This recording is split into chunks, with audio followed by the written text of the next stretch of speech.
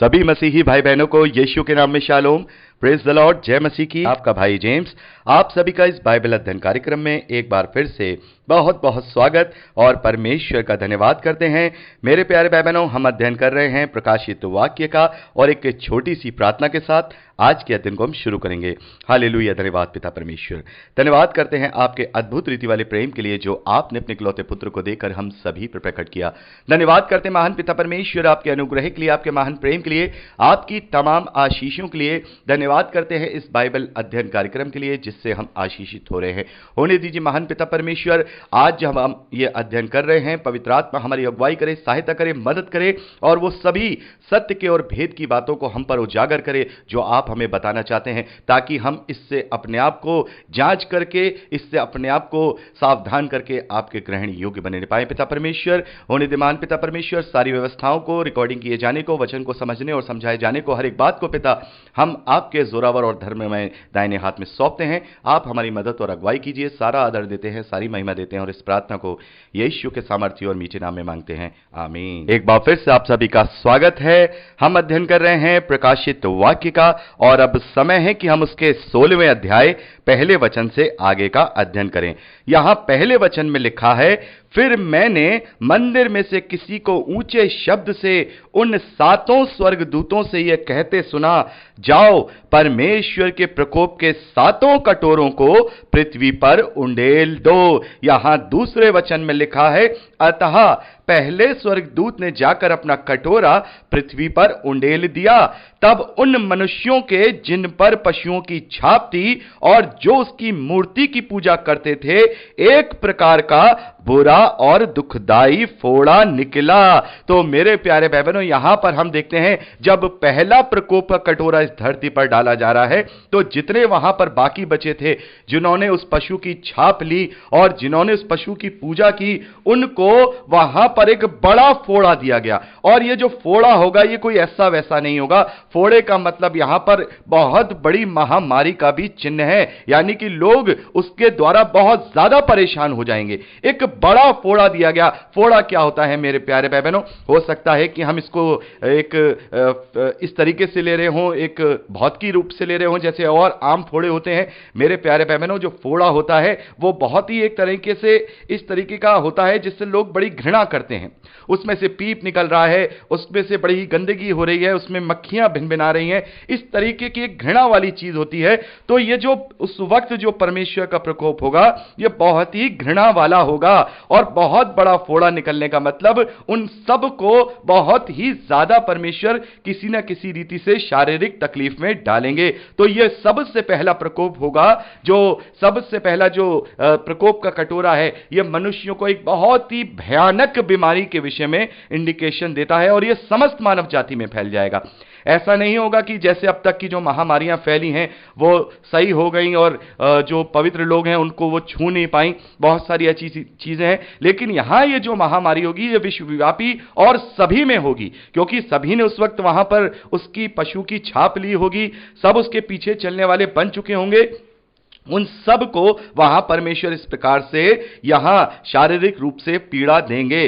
तीसरे वचन में लिखा है, दूसरे स्वर्गदूत ने अपना कटोरा समुद्र पर उंडेल दिया और वह मरे हुए मनुष्य के लहू जैसा बन गया और समुद्र में का हर एक जीव मर गया। मेरे प्यारे भाई बहनों, जब हमने जो 7 तुरहियां फूके जाने का वर्णन देखा था उसमें हमने देखा था कि समुद्र पर भी विपत्ति आई थी, लेकिन केवल 1/3 समुद्र पर विपत्ति वहां पर आई थी और बाकी का जो समुद्र था और उसमें के जो प्राणी थे वो बच गए थे। लेकिन यहां पर हम क्या देख रहे हैं कि इस बार जो परमेश्वर का प्रकोप है वो पूरे समुद्र पर उंडेला गया है, पूरे समुद्र पर उंडेला गया है और वो मरे हुए मनुष्य के लहू जैसा बन गया है। यानी कि इस बात से आप अंदाजा लगा सकते हैं कि पूरे उस समुद्र के अंदर इस प्रकार का कोई बदबूदार चीज, जैसे मरे हुए मनुष्य का लहू क्या होता है, उसमें से जैसे स्मेल आती है, यहां पर मरे हुए मनुष्य का लहू इस तरीके से समझिए कि जब मनुष्य का जब वो एक्सपायर हो जाता है तो उसकी शरीर में से 1 दिन बाद 2 दिन बाद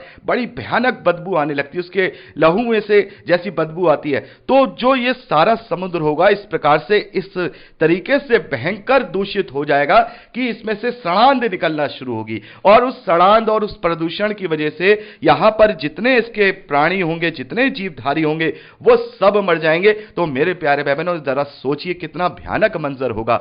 मैं जब कभी इसको इमेजिन करता हूं कि जब परमेश्वर के प्रकोप के कटोरे इस धरती पर डाले जाएंगे, तब पहला प्रकोप का कटोरा, लोग फोड़ों से, लोग बड़ी बड़ी महामारियों से परेशान हो रहे होंगे, लोग एक दूसरे के साथ अच्छे से नहीं रह पा रहे होंगे, तकलीफ होगी। और दूसरी तरफ समुद्र, समुद्र में से सड़ान, कैसा माहौल इस धरती का हो चुका होगा।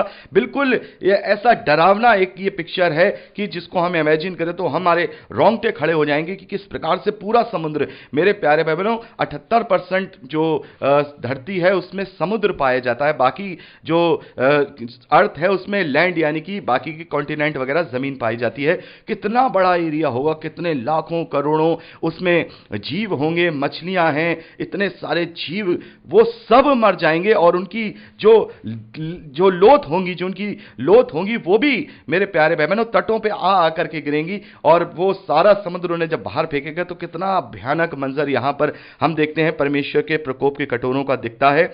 आगे चौथे वचन में पढ़ते हैं, तीसरे स्वर्गदूत ने अपना कटोरा नदियों और पानी के स्रोतों पर उंडेल दिया और वे लहू बन गए। तब मैंने पानी के स्वर्गदूत को यह कहते सुना, हे पवित्र जो है और जो था, तू न्यायी है और तूने यह न्याय किया, क्योंकि उन्होंने पवित्र लोगों और भविष्यद्वक्ताओं का लहू बहाया था और तूने उन्हें लहू पिलाया, क्योंकि वो इसी योग्य हैं।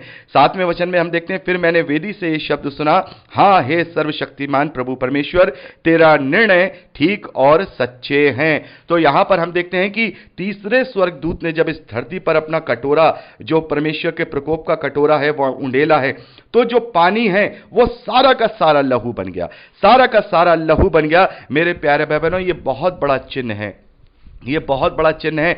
कभी कभी हम ये न्यूज़ में और बहुत सारी जगहों पे देखते हैं कि वो नदी लाल हो गई है, वो नदी लहू जैसी हो गई है। बहुत सारी सच्ची और झूठी हम खबरें देखते हैं, लेकिन उस वक्त जब हम देखेंगे तो कोई एक नदी नहीं, कोई दो नदी नहीं, बल्कि यहां पर लिखा है समस्त जितनी भी नदियां होंगी, वो जितनी भी नदियां होंगी वो सब लहू के समान हो जाएंगी। और ये इसलिए होंगी क्योंकि उन्होंने पवित्र लोगों का लहू बहाया था। अब परमेश्वर उनसे कहेगा कि अब तुम लहू के जैसा ये पानी पियो, क्योंकि वो दूषित हो चुका होगा, उसे कोई नहीं पी पाएगा। मेरे प्यारे भाई बहनों, इसका कारण क्या होगा, इसका वजह क्या होगी, ये तो उस वक्त ही पता चलेगा। लेकिन कुछ भी हो, ये पूरा जो पानी है, ये जो धरती का जो समुद्र, माफ कीजिएगा, जो नदियां हैं, वो सब लहू के समान हो जाएंगी और कोई भी पानी पीने के योग्य नहीं रहेगा। लोग पानी के लिए मोहताज हो जाएंगे, वो तरस जाएंगे। सोचिए, वो समय सोचिए कि जिस वक्त ये होगा, लोगों को प्यास होगी और वो पानी नहीं पी पाएंगे। आगे 8वें वचन में पढ़ते हैं, चौथे स्वर्गदूत ने अपना कटोरा सूर्य पर उंडेल दिया और उसे धरती को और उसे मनुष्यों को आग से झुलसा देने का अधिकार दिया गया। मेरे प्यारे भाई बहनों, यहां पर हम देखते हैं चौथे स्वर्गदूत ने अपना कटोरा सूर्य पर उंडेल दिया, यानी कि जो सूर्य है उसके अंदर इतने भयानक उबाल आएंगे, इतने भयानक विस्फोट होंगे कि सूर्य की गर्मी बहुत तेज से बढ़ जाएगी, बहुत तेज से बढ़ जाएगी। और उससे यह अधिकार दिया गया कि वो मनुष्यों को आग से झुलसा दे। इतनी भयानक गर्मी पड़ेगी, इतनी भयानक तपन होगी कि लोग उसे झेल नहीं पाएंगे। मेरे प्यारे भाई बहनों, लोग उसे झेल नहीं पाएंगे। आगे लिखा है, मनुष्य बड़ी तपन से झुलस गए और परमेश्वर के नाम की, जिससे इन विपत्तियों पर अधिकार है, निंदा की, पर उसकी महिमा करने के लिए मन नहीं फिराया। तो मेरे प्यारे भाई बहनों, हमने जब चौथी तुरही को फूके जाने का वर्णन देखा था, तो वहां पर हमने देखा कि जो चांद है, जो सूर्य है, उस पर 1/3 की विपत्ति आई थी और हमने देखा वहां पर बहुत ही ज्यादा जो तापमान है वो कम हो गया था। लेकिन यहां पर अब तापमान बढ़ जाएगा, तापमान इतना बढ़ जाएगा कि लोगों से वो झेला नहीं जाएगा, उसकी तपन से वो झुलस जाएंगे। और आगे लिखा है कि और परमेश्वर के नाम की, जिससे इन विपत्तियों पर अधिकार है, उसकी निंदा की, पर उसकी महिमा करने के लिए मन नहीं फिराया। तो मेरे प्यारे भाई बहनों, उससे पहले हम देखते हैं कि जो विपत्तियां आती हैं या जो विपत्ति डाली गई, उसके द्वारा लोगों ने अपने मन फिराए। लेकिन यहां पर इस कदर से वो लोग भरमाए गए हैं, इस कदर से वो शैतान के पीछे चल रहे हैं कि इन विपत्तियों के द्वारा भी वो उसकी महिमा करने के लिए अपना मन नहीं फिरा रहे हैं, बल्कि उसकी निंदा ही कर रहे हैं। तो ये वो समय होगा जब पूरी रीति से लोग परमेश्वर के विरोध में होंगे और इन सब विपत्तियों को भी वो केवल एक सामान्य सृष्टि की ही विपत्ति विपत्ति को समझेंगे वो ये नहीं कहेंगे कि ये परमेश्वर की ओर से है। जैसे कि आज भी ये जो विपत्ति चल रही है, बहुत सारे नास्तिक हैं, एथियस्ट हैं, वो इस बात की चर्चा कर रहे हैं कि नहीं, ये तो सृष्टि की चीजें हैं, ये परमेश्वर की ओर से कुछ नहीं होता, क्योंकि उन्हें विश्वास नहीं है। वो चाहे कितना भी परमेश्वर उन्हें चिन्ह दिखाए, लेकिन वो अपना मन नहीं फिराएंगे। तो उसी प्रकार के उस वक्त लोग होंगे जो इस धरती पर बाकी रह जाएंगे कि वो किसी भी रीति से अपना मन नहीं फिराएंगे, वो किसी भी रीति से इस धरती पर परमेश्वर की महिमा के लिए अपना मन नहीं फिराएंगे। आगे 10वें वचन में हम पढ़ते हैं, 5वें स्वर्गदूत ने अपना कटोरा उस पशु के सिंहासन पर उंडेल दिया और उसके राज्य पर अंधेरा छा गया। लोग पीड़ा के मारे अपनी अपनी जीभ चबाने लगे और अपनी पीड़ाओं और फोड़ों के कारण स्वर्ग के परमेश्वर की निंदा की और अपने अपने कामों से मन नहीं फिराया। तो मेरे प्यारे बहनों, ये जो 5वां प्रकोप का कटोरा है, ये उस एंटी क्राइस्ट के सिंहासन पर डाला गया। उस एंटी क्राइस्ट के सिंहासन पर या उसके राज्य पर या उसकी सत्ता पर या उसके हेडक्वार्टर पर या उसकी कैपिटल पर हम यहां देखते हैं कि उसके सिंहासन पर उंडेला गया और उसके राज्य पर अंधेरा छा गया। राज्य पर अंधेरा छाने के बाद लोग पीड़ा के मारे अपनी जीभ चबाने लगे और अपनी पीड़ाओं और फोड़ों के कारण स्वर्ग के परमेश्वर की निंदा करने लगे। तो मेरे प्यारे बहनों, यहां पर इस जगह पर जब अंधेरा छा गया है तो लोगों को पीड़ा कैसे आई है? क्योंकि हम देख रहे हैं उन्हें उस वक्त 2 पीड़ाओं को झेलना पड़ रहा है। एक तो वो बड़े फोड़े से पीड़ित हैं, दूसरा इस धरती पर भयानक तरीके की गर्मी पड़ रही है जो मनुष्यों से सहन नहीं होती है। और इनसे बचने के लिए उस वक्त मनुष्य क्या कर रहे होंगे?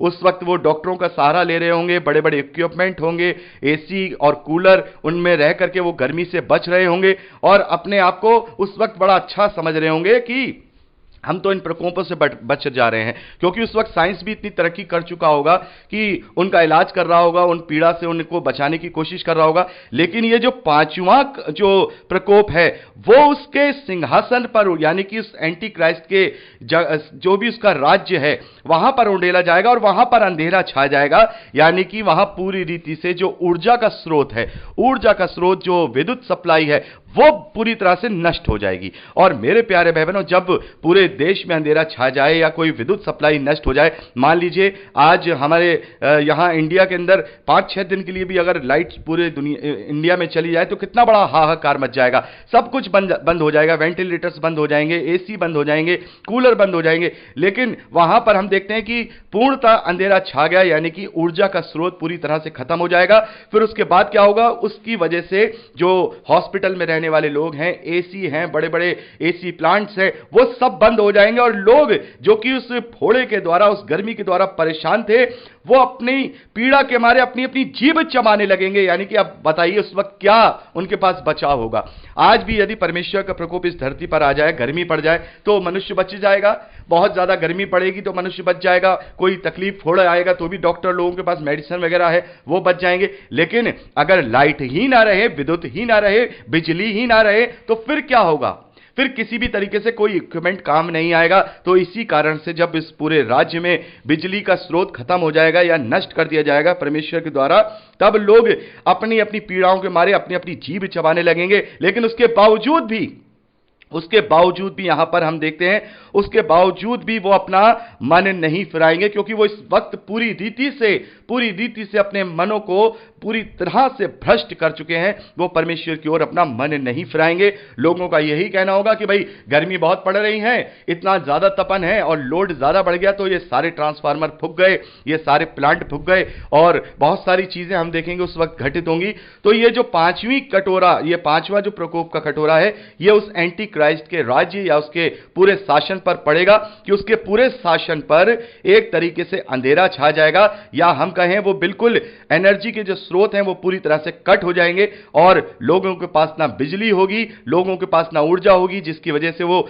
जो प्रकोप परमेश्वर ने उन पर डाले हैं, जैसे बड़ा फोड़ा निकलना है, बड़ी गर्मी पड़ रही है, उनसे वो बच नहीं पाएंगे और फिर वो तड़पेंगे और अपने उस तड़प के कारण अपनी अपनी जीभों को चबाएंगे। तो मेरे प्यारे बहनों, जरा मंजर देखिए, अब जरा मंजर देखिए कि एक ही झटके के अंदर पूरी दुनिया का नक्शा बदल जाएगा। अगर आज भी बिजली चले जाए, एक झटके में पूरी दुनिया का नक्शा बदल जाएगा, तो कितनी बड़ी वो पीड़ा होगी। उस वक्त जब तपन हुई, उस वक्त जब सूरज को गर्मी में बढ़ाया गया, तो लोगों ने कहा कि अरे क्या हुआ, हमारे पास तो एसी है, हमारे पास तो बड़े बड़े एयर कंडीशन प्लांट है, हम तो बड़े आराम से इसमें अंदर हैं, बाहर गर्मी पड़े तो पड़ती रहे, हम तो बड़े सुकून से यहां पर कंबल ओढ़ के सो रहे हैं, हमें तो कोई फर्क नहीं पड़ रहा, थोड़े निकले तो क्या हुआ, हमें डॉक्टर दवा दे रहे हैं, हम ठीक हो रहे हैं। लेकिन वो इक्विपमेंट बेकार कर देगा परमेश्वर।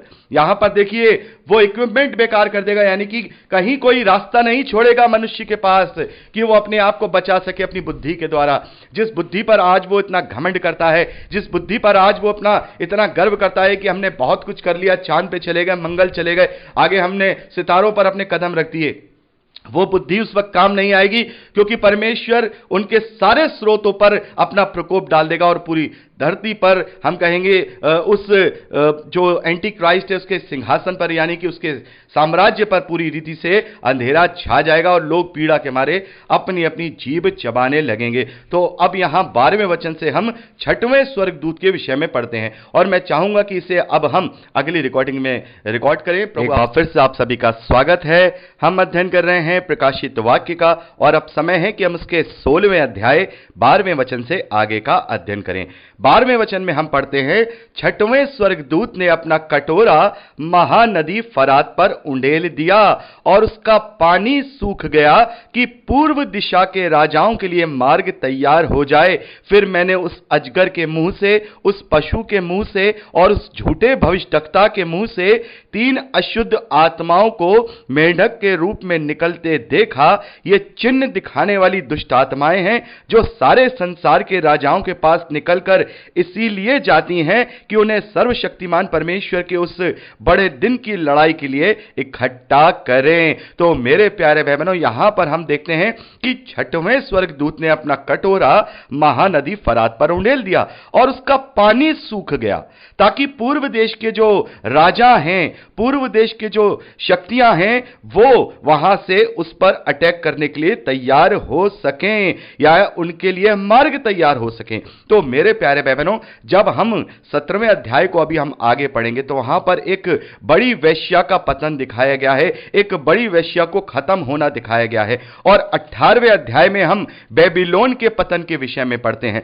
तो ये जो छठा कटोरा जो यहां पर डाला गया है, इसका विस्तार से जो वर्णन है वो हम 17वें अध्याय में पढ़ेंगे कि उस वक्त क्या क्या होगा, उस वक्त क्या क्या होगा, कैसे उस एंटी क्राइस्ट का जो शासन खत्म हो जाएगा, लोग कैसे उसको खत्म कर देंगे, जो लोग उसे सपोर्ट करते थे वही लोग उसको नीचा दिखाएंगे। इसको हम बड़े विस्तार से 17वें अध्याय में पढ़ेंगे। और जब 7वां प्रकोप का कटोरा डाला जाएगा, तो कैसे उसका जो बड़ा नगर है वो ध्वस्त हो जाएगा, जो बेबीलोन है, जिसे बेबीलोन कहा गया है 18वें अध्याय में, वो हम वहां विस्तार से पढ़ेंगे। तो यहां पर मैं आपको वर्बली तरीके से बताऊंगा कि ये सारी जो बातें हैं किस ओर इशारा करती हैं। फिर उसके बाद हम 17वें अध्याय का अध्ययन करेंगे और 18वें अध्याय का अध्ययन करेंगे, जिसमें हम इन दोनों प्रकोपों के दौरान जो घटित होने वाली घटनाएं होंगी वो विस्तार से वहां पर बताई गई हैं, उन्हें वहां पढ़ेंगे। तो यहां पर हम देखते हैं कि कटोरा महानदी फरात पर डाल दिया गया है।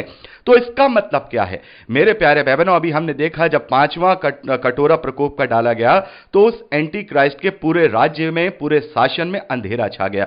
यानी कि ये जो एंटी क्राइस्ट है, इसका अपना एक राज्य है, जैसा कि हमने 13वें अध्याय में पढ़ा कि 10 बड़े शक्तिशाली राज्य से सपोर्ट करेंगे और वो सारी वीटो पावर उसे दे देंगे। यानी कि जो बड़े बड़े राष्ट्र, बड़े शक्तिशाली राष्ट्र, जिसे हम यूरोप के रूप में देखते हैं, अमेरिका के रूप में देखते हैं, तो निस्संदेह ये आकलन है। जहां ये पूर्व की बात की जा रही है, तो पूर्व का मतलब फरात नदी से इधर के लोग, यानी जब हम वर्ल्ड का मैप देखते हैं, तो वहां पर जब हम फरात नदी को देखते हैं, तो वो टर्की से, जॉर्डन से होती हुई इराक में जाती हुई खाड़ी में मिलती है। यानी कि फरात नदी से इधर वाले जो देश हैं वो पूरब के देश हैं, और फरात नदी से इधर वाले जो देश हैं वो पश्चिम के देश हैं। तो यानी कि ये जो 10 बड़ी शक्तियां होंगी, ये 10 बड़ी शक्तियां ये पश्चिम की होंगी, ये जो इस एंटी क्राइस्ट को पूरी ताकत दे देंगी। और मान लीजिए आज तो अकेला अमेरिका ही है जो एक बड़ी शक्ति है, और यदि अमेरिका जैसे बड़े बड़े देश हैं, हम देख रहे हैं, फ्रांस है, जर्मनी है, इंग्लैंड है, ऑस्ट्रेलिया है, ये सब है। जब ये सब लोग अगर एक होकर के एक व्यक्ति को पावर दे देंगे तो उनकी कितनी पावर हो जाएगी। पूरी दुनिया पर उन्हीं का सिक्का चलेगा, पूरी दुनिया पर उनके ऑर्डर चलेंगे। क्योंकि आज भी हम देखते हैं कि आंशिक रूप से अमेरिका का सिक्का पूरी धरती पर चलता है। अमेरिका जो कह देता है वही होता है, अमेरिका जो करता है वही सही होता है। तो इसी प्रकार का, मैं ये नहीं कह रहा हूं कि वो अमेरिका होगा कि वो यूरोप होगा, इन्हीं में से जो बड़ी शक्तियां होंगी वो उस वक्त उस एंटी क्राइस्ट को सपोर्ट करेंगी। तो यहां हम क्या देखेंगे कि ये जो अंधेरा छाएगा ये इन राज्यों में ही छाएगा, यानी कि इन बड़े शहरों के अंदर या बड़े देशों की जो पूरी जो जगह होगी वहां पर ही अंधेरा छाएगा, यानी कि विद्युत सप्लाई खत्म हो जाएगी। तो यहां पर फरात नदी का पानी सुखाया जाना इस बात का यहां पर इंडिकेशन है कि अब जो पूर्व के राजा हैं, क्योंकि हम देखते हैं कि केवल एंटी क्राइस्ट ही नहीं, उस वक्त हम देखेंगे बहुत सारे दूसरे धर्म भी इस धरती पर होंगे। और जो एंटी क्राइस्ट है, जैसे मैंने आपको बताया कि वो मसीह विरोधी है, तो एक मसीही कल्ट, झूठा कल्ट होगा जो मसीह झूठा कल्ट है, और उसमें से ही वो निकलेगा और वो अपने आप को मसीही कहेंगे। और उसके अलावा भी जातियां होंगी, जैसे आज दूसरी सबसे बड़ी जाति इस्लाम की है। हम देखते हैं इस्लामिक राष्ट्र जो है सेकंड यहां धरती पर, हम उनकी जनसंख्या को देखते हैं। और उसके बाद हम जो बाकी के जो जैन हैं, बौद्ध हैं या हिंदू हैं, इनको भी देखते हैं। तो ये सब पूरब में पाए जाते हैं।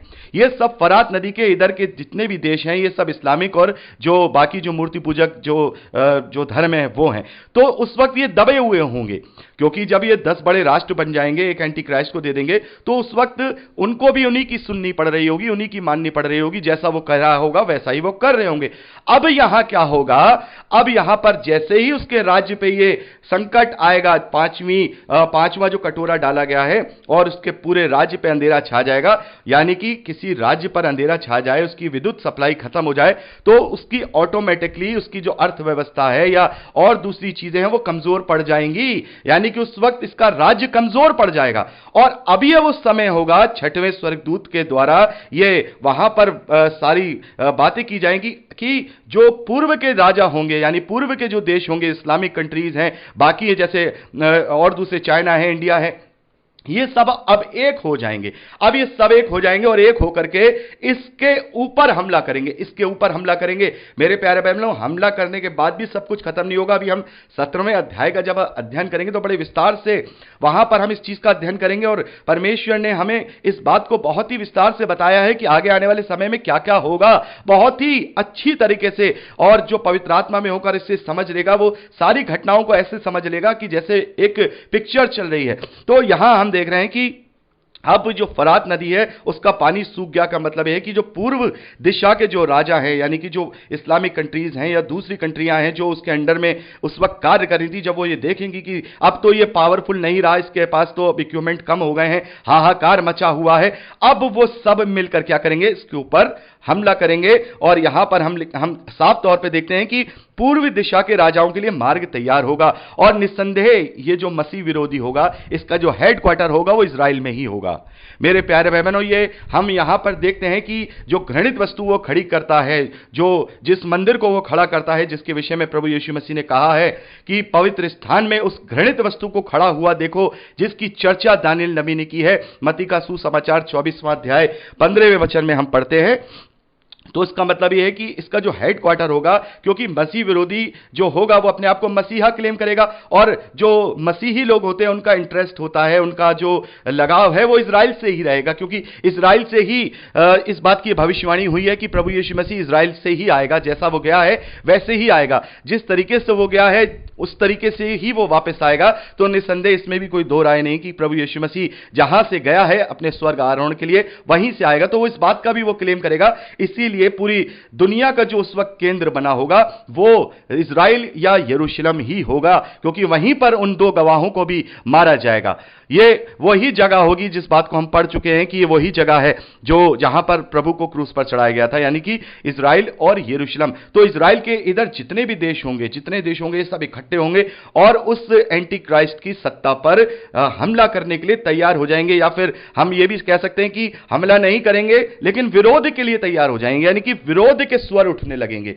एंटी क्राइस्ट के राज्य पर, उस कल्ट पर, उस मान्यता पर जो दूसरे लोग बचे हुए हैं, जो पावर में कम हैं, वो विरोध के स्वर ऊपर उठाने लगेंगे। और वो कैसे होगा, देखिए यहां पर लिखा है, आगे लिखा है कि उन तीनों में से, यानी कि उस अजगर के यानी शैतान के, उस पशु के यानी कि एंटी क्राइस्ट के, उस झूठे भविष्यद्वक्ता के, यानी कि जो उसने जिसने ये सारी चीजें बनाई हैं, जिसे हम पढ़ भी चुके हैं, जो अताकुंड का राजा है और वो जो कलीसिया जो कहेंगे भ्रष्ट है, उसका जो अगवा है, ये तीन जने दिखाए गए हैं। इनके मुंह से यहां पर बताया गया है कि इनके मुंह से तीन अशुद्ध आत्माओं को मेंढक के रूप में से निकलते हुए देखा है। यानी कि उनके मुंह से तीन अशुद्ध आत्माएं यहां पर निकलती हुई देखी जा रही हैं, जो कि दुष्ट आत्माएं हैं। ये संसार के राजाओं के पास निकलकर इसलिए जाती हैं कि वो परमेश्वर के उस बड़े दिन की लड़ाई के लिए इकट्ठा करें। तो ये तीन दुष्ट आत्माएं क्या हैं जो संसार के राजाओं पे कार्य करती हैं,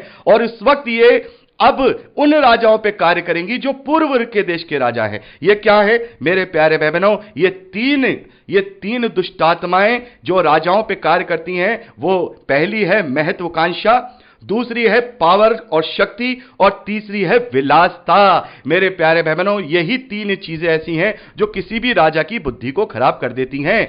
वो अपनी महत्वाकांक्षा में, अपनी शक्ति को बढ़ाने में, अपनी विलासता में, अपने जीवन को जीने के लिए धरती पर लोगों पर क्या करता है? लोगों पर शासन करता है और लोगों को उत्पादित करता है। हम शुरुआत से ही देख लें, हम फिरौन से देख लें, फिरौन के बाद जो दूसरे राजा अशूरी राजा हुए हैं, उसके बाद हम मादियों के देख लें, हम साइरस को देख लें, किसी को भी देख लें, और मॉडर्न एज में भी हम ऐसे तानाशाहों को देखते हैं। नेपोलियन और हिटलर इसका अपवाद हैं। हम देखते हैं कि वो अपने महत्वाकांक्षाओं के लिए, अपनी शक्ति और पावर को बढ़ाने के लिए, अपनी विलासता को बढ़ाने के लिए इस धरती पर तानाशाही करते हैं। हजारों लाखों लोगों को भी मरवाने में वो गुरेज नहीं करते। और हम सद्दाम हुसैन के विषय में भी देखते हैं कि उसका समय क्या था? वो भी इसी प्रकार से विलासता में और शक्ति में और अपनी महत्वाकांक्षाओं को बढ़ाने में लगता था। तो ये तीन जो अशुद्ध आत्माएं हैं, ये राजाओं को उभारती हैं परमेश्वर के खिलाफ, परमेश्वर की प्रजा के खिलाफ। ये ही दुष्ट आत्माएं हैं जो शैतान ने उन राजाओं के प्रति अपनी दे रखी थी। तो यहां पर हम देखते हैं कि अब जबकि उनका शासन डोल जाएगा, उस पशु का, उस भविष्यद्वक्ता का, वो थरथराने लगेंगे, डर जाएंगे कि ये क्या हुआ, हमारे हाथ में से पावर जा रही, तो उनकी सारी हवा निकल जाएगी। और वो जो शक्तियां उनके अंदर काम करती थी दुष्ट आत्माओं की, जो महत्वाकांक्षा की है, शक्ति की है, विलासता की है, अब वो निकल के पूर्व के राजाओं के पास, यानी उन शक्तियों के पास चली जाएगी। अब वो इस बात का मौका का फायदा उठाएंगे कि अब हमारे पास समय है कि अब हम इस राज्य को हटा दें और अपना राज्य स्थापित कर दें, क्योंकि यही महत्वाकांक्षाएं ही युद्ध और युद्ध की तरफ बढ़ती हैं। और राजा जो होते हैं, जो शक्तियां होती हैं, पावर्स होती हैं, वो इन्हीं दुष्ट आत्माओं के द्वारा बहकाई जाती हैं। तो यहां पर हम क्या देखते हैं कि ये यहां पर ये सारी घटना होती है, और इसको हम अभी विस्तार से 17वें अध्याय में पढ़ेंगे कि क्या क्या घटना होगी। बहुत ही एक एक चीज हम अच्छे से पढ़ेंगे कि क्या होगा, कैसे होगा, सारी चीजें यहां पर जो बड़ी वेश्या है उसके पतन के विषय में बताया गया है। और सातवां जो प्रकोप का कटोरा है वो जब डाला जाएगा, तो 18वें अध्याय में हम उस बड़े बेबीलोन के पतन के विषय में देखते हैं। तो यहां पर हम देखते हैं इस प्रकार की वहां पर घटनाएं होंगी। आगे हम 15वें वचन में पढ़ते हैं, देख मैं चोर के समान आता हूं, धन्य है वे जो जागता रहता है और अपने वस्त्र की चौकसी करता है कि नंगा ना फिरे और लोग उसका नंगापन ना देखें। तो यहां पर ये जो 15वां वचन है, ये मेरे और आपके लिए है। ये मेरे और आपके लिए कि देखो ये सारी चीजें, ये सारे प्रकोप उस वक्त होंगे। देखो अभी भी संभल जाओ, अभी भी सावधान हो जाओ। यहां 15वां वचन हमें सावधान कर रहा है, हमें यहां चेता रहा है, जागृत कर रहा है कि देखो मैं चोर के समान आता हूं, मैं चोर के समान आ जाऊंगा। जब तुम अपने आप को कहोगे कि सब कुछ कुशल से है, सब कुछ अच्छा है, मैं आ जाऊंगा। और अपने आप को जागता हुआ रखो, अपने आप को जागता हुआ रखो। यहां पर वचन कहता है कि धन्य है वे जो जागता रहता है, धन्य है वो जो जागृत है, धन्य है जो प्रभु के आगमन के लिए वो तैयार है। यहां पर लिखा है धन्य है वो जो जागता रहता है और अपने वस्त्र की चौकसी करता है। अपने वस्त्र यानी अपने वस्त्र की चौकसी हम जब आगे पढ़ेंगे, जो कलीसिया होगी उसे मलमल से पहनाया हुआ दिखाया गया है, और वो मलमल उनकी धार्मिकता के कार्य हैं, यानी कि अपने विश्वास की चौकसी करता है, क्योंकि विश्वास ही हमें परमेश्वर के सामने लज्जित होने से बचाएगा। मेरे प्यारे भाई बहनों, जैसे आदम और हव्वा जब फल खाते हैं और वो परमेश्वर उनसे मिलने आता है तो वो छिप जाते हैं, क्योंकि वो नंगे थे, क्योंकि वो नंगे थे, उन्हें अपने नंगेपन का एहसास था। तो यहां पर जो नंगेपन की बात हो रही है कि अपने वस्त्र की चौकसी करता रहे, उस वस्त्र की जिससे तू नंगा ना फिरे, यानी कि नंगा ना फिरे का मतलब परमेश्वर के सामने लज्जित ना होने पाए और लोग उसका नंगापन ना देखें और लोगों के सामने उसकी हंसाई ना हो। लोगों के सामने जब न्याय किया जाएगा तो सब नंगापन देखा जाएगा। मेरे प्यारे भाई बहनों, प्रभु यीशु मसीह कहते हैं कि कुछ भी ऐसा नहीं है जो खोला नहीं जाएगा। आज इस धरती पर जो ढांपा गया है वो सब खोला जाएगा न्याय के सिंहासन के सामने। उस वक्त बड़े बड़े लोग नंगे हो जाएंगे, बड़े बड़े लोगों की करतूत सामने आ जाएगी। लोग सोचते भी नहीं होंगे कि ऐसा व्यक्ति ऐसा हो सकता था कि इसको तो हम इतना अच्छा और ऐसा समझते थे और ये आज ये ऐसा निकला, न्याय के सिंहासन में ये नंगा पाया जा रहा है। तो मेरे प्यारे बहनों, हमें अपने धार्मिक वस्त्रों की, अपने विश्वास की चौकसी करनी है। यही वचन यहां पर हमें सावधान कर रहा है, कहीं ऐसा ना हो कि हम परमेश्वर के सामने नंगे फिरें और लोग उसके नंगेपन को देखें। तो हमें अपने वस्त्रों की चौकसी करनी है, अपने विश्वास की चौकसी करनी है, अपने हर एक अपने चाल चलन की चौकसी करनी है, ताकि हम उसके सामने नंगे ना पाए जाएं, बल्कि हियाब से खड़े हों, हियाब हिम्मत के साथ खड़े हों, शर्मिंदगी के साथ नहीं बल्कि आनंद के साथ खड़े हों, इस विश्वास के साथ कि हमारा प्रतिफल अब हमें मिलने वाला है और वो प्रतिफल हमारे आनंद का प्रतिफल हो, ना कि हमारे दांत पीसने का। तो यहां पर हमने छठवें स्वर्गदूत के द्वारा जो छठा कटोरा डाला गया उसके विषय में वर्णन देखा कि ये सारी चीजें आगे आने वाले समय में घटित होंगी। और अब हम सातवें स्वर्गदूत के द्वारा जो कटोरा उंडेला जाएगा उसके विषय में अध्ययन करेंगे। और ये हम एक बार आप सभी का स्वागत है। हम अध्ययन कर रहे हैं प्रकाशित वाक्य का और अब समय है कि हम उसके 16वें अध्याय 17वें वचन से आगे का अध्ययन करें। यहां 17वें वचन से आगे लिखा है, सातवें स्वर्गदूत ने अपना कटोरा हवा में उंडेल दिया, हवा पर उंडेल दिया और मंदिर के सिंहासन से यह बड़ा शब्द हुआ, हो चुका, हो चुका। फिर बिजलियां चमकी और शब्द और गर्जन हुए और एक ऐसा बड़ा भूकंप आया कि जब से मनुष्य की उत्पत्ति इस पृथ्वी पर हुई तब से ऐसा बड़ा भूकंप कभी ना आया था। तो मेरे प्यारे बहनों, ये अंतिम प्रकोप का कटोरा, जो ये सातवां कटोरा इस धरती पर उंडेला गया है, तो ये शब्द होता है कि हो चुका, यानी कि परमेश्वर का प्रकोप जो इस धरती पर निरी मदिरा के समान डलने वाला है वो अब पूरा हो चुका और अब इस धरती पर न्याय किया जाएगा और प्रभु यीशु मसीह का द्वितीय आगमन होगा। और प्रभु यीशु मसीह यहां पर जो वो अजगर यानी शैतान है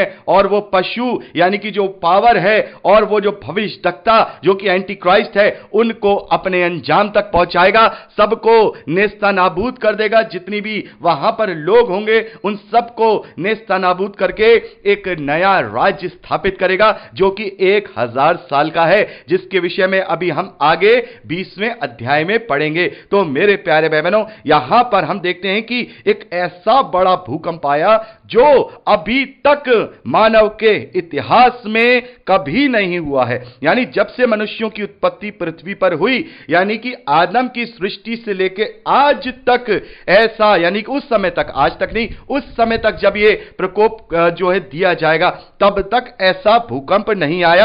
और इसी बात को हमने प्रकाशित वाक्य में पढ़ा, छठे अध्याय 12वें वचन में जब छठी मोहर खोली गई तो वहां पर भी एक बड़ा भूकंप हमने देखा था, लेकिन यह उससे भी भयानक भूकंप होगा। उसमें तो लोग बच जाएंगे, उसमें तो लोग बच जाएंगे, लेकिन इस भूकंप में कोई बच नहीं पाएगा। मेरे प्यारे बहनों, उसकी तीव्रता का अंदाजा आप इससे लगा सकते हैं कि आगे लिखा है, इससे उस बड़े नगर के 3 टुकड़े हो गए और जाति जाति नगर गिर पड़े और बड़े बेबीलोन का स्मरण परमेश्वर के यहां हुआ कि वह अपने क्रोध की जलजलाहट की मदिरा उससे पिलाए। तो मेरे प्यारे बहनों, इसका जो केंद्र होगा, इस भूकंप का जो केंद्र होगा, यह एंटी क्राइस्ट का राज्य होगा, यानी कि वो बड़ा बेबीलोन। मेरे प्यारे बहनों, अभी हम इसे 18वें अध्याय में अच्छे से पढ़ेंगे। उस बड़े बेबीलोन का पतन हम देखेंगे और जैसा हमने देखा कि जो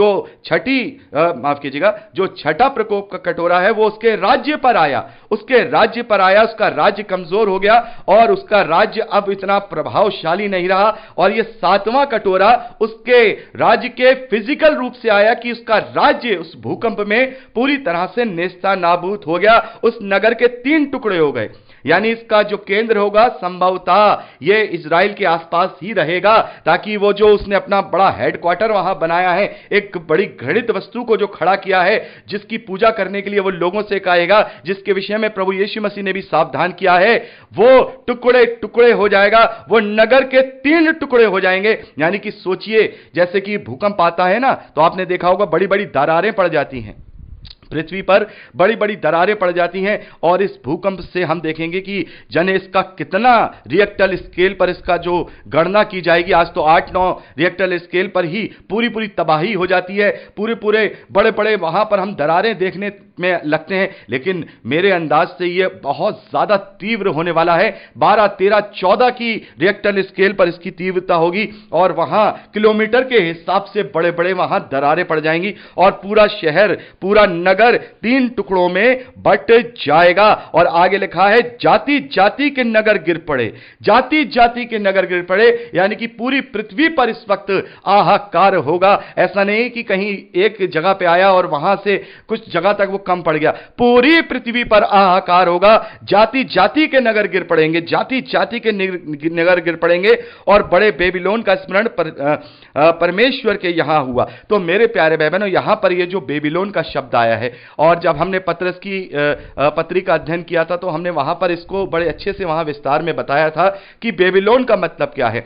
बेबीलोन जो कि प्रभु यीशु मसीह से बहुत साल पहले नबूकदनेस्सर राजा के तौर पे आया, जिसने मंदिर को भ्रष्ट किया और वापस से जो इजरायली थे उन्हें बंधुआई में लाया।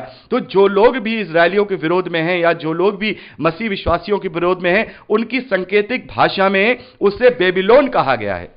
यानी कि जो भी राज्य है उसे बेबीलोन से कंपेयर किया गया है। और उस वक्त रोमन साम्राज्य को भी, जैसा मैंने आपको बताया था, एक बेबीलोन के द्वारा ही उसे सांकेतिक भाषा के रूप में इस्तेमाल किया जाता था। तो जो भी बंधुआई में डालता है जो साम्राज्य, उसे बेबीलोन ही कहा जाता है। तो उस समय कौन सा होगा? उस समय तो आज भी कोई रोमी साम्राज्य नहीं है। तो आखिर यह कौन सा रोमी साम्राज्य है जिसे बेबीलोन कहा गया है? मेरे प्यारे भाई बहनों, जब हम 17वें अध्याय का अध्ययन करेंगे तो आपको यह समझ में आ जाएगा।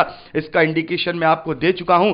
7 पहाड़ियां बताया गया है, वो देश 7 पहाड़ी है, और उस वक्त भी उनके लिए वो बेबीलोन था। और आगे आने वाले समय में जब वो मसीह विरोधी जो भ्रष्ट कलीसिया का अगुवा होगा, वो झूठा भविष्यवक्ता होगा, वो भी रोम से ही निकल के आएगा। इस बात को हम जो 17वां अध्याय जब उसका अध्ययन करेंगे तो वहां देखेंगे।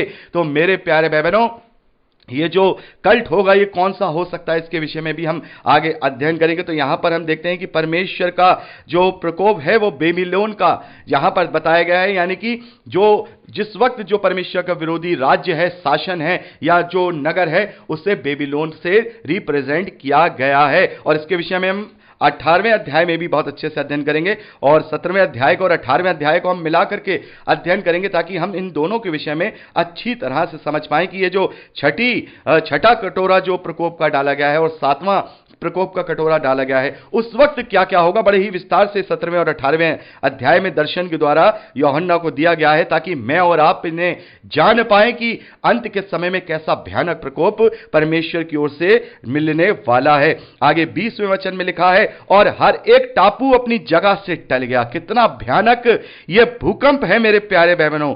हर एक टापू अपनी जगह से टल गया और पहाड़ों का पता न चला। आकाश से मनुष्य पर मन मन भर के बड़े ओले गिरे, मन मन भर के बड़े ओले। मेरे प्यारे भाई बहनों, यहां पर हम देखते हैं कि छोटे छोटे ओले भी पड़ रहे हैं आजकल। तो बहुत सारे भाई बहन तो मुझे आजकल क्लिपिंग भी भेज रहे हैं कि बड़े बड़े ओले पड़ रहे हैं, गाड़ियों के शीशे टूट गए हैं और कुर्सियां टूट गई हैं, बड़े बड़े ओले। लेकिन ये वो घटना होगी जब मन मन भर, यानी एक मन का मतलब होता है 40 किलो के बराबर के जब ओले पड़ेंगे, तो मेरे प्यारे भाई बहनों, कौन सा देश, कौन सा राष्ट्र इनसे बच पाएगा? उन ओलों को जब 40-40 किलो के पत्थर जैसे ओले नीचे धरती पर गिरेंगे, तो क्या बिल्डिंगें बचेंगी, क्या पुल बचेंगे, क्या इंडस्ट्री बचेगी, क्या कारें बचेंगी, क्या और कोई इस धरती पर जो चीजें हैं वो बचेंगी? सब नेस्तनाबूद हो जाएगा। हर एक टापू अपनी जगह से हिल जाएगा। मेरे प्यारे भाई बहनों, सारे जो छोटे छोटे टापू हम देखते हैं इस समुद्र में देखते हैं, इस वक्त ऐसा सुनामी आएगा, क्योंकि जब भूकंप आएगा तो सुनामी भी आएगा। सुनामी जब आएगा तो बहुत सारे टापुओं का तो नामो निशान मिट जाएगा, बहुत सारे टापू दूसरे जगह दिखाई देने लगेंगे, यानी कि हर एक टापू अपनी जगह से टल गया और पहाड़ों का पता ना चला। मेरे प्यारे भाई बहनों, जो आज ये हिमालय पहाड़ देख रहे हैं, अमेज़न में हम बड़े बड़े पहाड़ देख रहे हैं, इन पहाड़ों का पता नहीं चलेगा, इतना भयानक भूकंप आएगा, पहाड़ सरक जाएंगे, खत्म हो जाएगा, पहाड़ों का पता न चला। यहां पर लिखा है पहाड़ों का पता न चला, ऐसा भयानक भूकंप होगा। आकाश से मन मन भर के बड़े ओले गिरे, इसलिए यह विपत्ति बहुत ही भारी थी। लोगों ने ओले की विपत्ति के कारण परमेश्वर की निंदा की। तो यहां भी हम देखते हैं कि परमेश्वर की वो निंदा ही करेंगे, परमेश्वर की तरफ अपने मन को नहीं फिराएंगे। हमने बार बार इस बात को पढ़ा, तो यहां पर भी वो कुछ ना कुछ क्लाइमेट चेंजेस हो रहे हैं, ये हो रहे हैं, इस प्रकार के बेकार के तर्क ही देंगे। अपने आप को इस बड़ी विपत्ति में पाकर के भी वो परमेश्वर की निंदा ही करेंगे। तो मेरे प्यारे भाई बहनों, यहां पर हम देखते हैं कि सातों प्रकोप की कटोरे इस धरती पर डाल दिए गए हैं, और इन दिनों में क्या क्या और विस्तार से बातें होंगी वो भी हम अभी 17वें और 18वें अध्याय में पढ़ेंगे। और 19वें अध्याय में हम देखेंगे प्रभु यीशु मसीह का कलीसिया के साथ जो मिलन है और उसको दिखाया गया है, और प्रभु यीशु मसीह का अद्भुत द्वितीय आगमन दिखाया गया है। मेरे प्यारे भाई बहनों, अब समय है कि हम अब उस ओर बढ़ रहे हैं कि जब प्रभु यीशु मसीह का द्वितीय आगमन, हम उसके विषय में पढ़ेंगे कि कैसी महिमा के साथ वो इस धरती पर आएगा। तो यहां पर हमने आखिरी चरण का, तीसरे चरण का जो हमने जो चिन्ह है, जो प्रकोप है, वो यहां पर अध्ययन कर लिए। अब ये सातों प्रकोप के कटोरे भी इस धरती पर डाल दिए गए हैं। अब इसके बाद अब प्रकोप या चिन्ह नहीं दिखाया जाएगा, बल्कि अब सीधा प्रभु यीशु मसीह का द्वितीय आगमन होगा, और जाति जाति के लोग उसे बादलों पर आता हुआ देखेंगे। सभी अपनी छाती पीटेंगे, अपनी अपनी वो छातियां पीटेंगे। अब तक तो उसकी निंदा कर रहे थे, इतने सारे जो प्रकोप की चीजें देखने के बाद भी परमेश्वर की निंदा कर रहे थे, नहीं, अरे ये इसलिए नहीं है, अरे इसलिए नहीं है। लेकिन जब वो प्रभु को आता हुआ देखेंगे तो सोचिए कैसा मंजर होगा। जाति जाति के लोग अपनी छातियों को पीटेंगे, घुटने पे आकर के वो उससे अपनी माफी मांगेंगे, भीख मांगेंगे। लेकिन परमेश्वर, वहां प्रभु यीशु मसीह उन्हें उस वक्त वो अनुग्रह देने नहीं आएगा, क्योंकि जब वो पहले आया था तो वो अनुग्रह लेकर के आया था, प्रेम लेकर के आया था, दीनता के साथ अपने जीवन को लेकर के आया था, और बड़े उसने मार को सहा, उसने तकलीफ और पीड़ा को सहा। लेकिन इस बार वो राजा के रूप में आएगा, वो न्याय का दंड और प्रतिफल देने आएगा। अब वो किसी को अनुग्रह और किसी को यहां पर अपनी नम्रता और दीनता दिखाने नहीं, बल्कि अपने उग्र रूप को, अपने क्रोध को, अपने न्याय को दिखाने के लिए आएगा। तो यहां पर हमने 16वां अध्याय उसके 21वें वचन, यानी कि पूरे 16वें अध्याय का हमने अध्ययन कर लिया। अब हम परसों 17वें अध्याय से अध्ययन करेंगे, और 17वें अध्याय को और 18वें अध्याय को मैं चाहूंगा परसों ही हम कंप्लीट कर दें, ताकि हम इस जो छठा और सातवां कटोरा है प्रकोप का, इसके विषय में हम विस्तार से जान पाए